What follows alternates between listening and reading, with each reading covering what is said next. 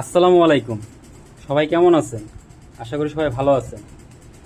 আমি আমার অফিসের কলিগকে দেখি কিছুদিন যাবৎ সে খুব কয়েনের প্রতি ঝোঁক, তার প্রচুর কয়েন কালেক্ট করে। তার মধ্যে আজকে কিছু একটা লট, এই লটটা কিনা হইলো তার। এই লটটা কিনা দেখার পরে আমার একটু লোভ জাগলো, দেখি ভাই কি কিনে।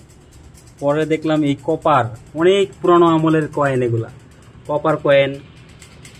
বাংলাদেশি কয়েন নাই, সব হলো ইন্ডিয়া, আমেরিকা, হংকং, তুর্কি, আরও অন্যান্য দেশ আছে। আমি তো এগুলোর সম্বন্ধে আমার অত আইডিয়া নাই, তারপরও কিন্তু ভাইয়ের এটা সম্বন্ধে অনেক আইডিয়া আছে। ভাই একটা রীতিমতো ভাইয়ের কাছে প্রায় 1000-1500 মতো কয়েন আছে, এগুলো কালেক্ট করে ভাই। তারপরে এই যে আজকে এগুলো আছে, এগুলো একটা ভালো একটা অ্যামাউন্ট দিয়ে কিনছে সে, তাও ভালো। এখন বলে কিনা বলে তার আরও লাগবে।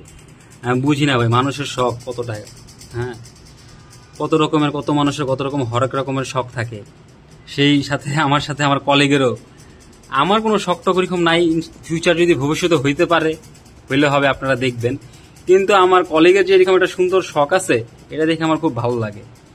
যাক, আশা করি যেন একদিন তার এই শখ থেকে ভালো কিছু হয়, তার যেন কপালে লটারি লেগে যায় এই কয়েন থেকে। এমন একটা কয়েন পড়ুক যেন খুব হাই প্রাইসে বেচতে পারে।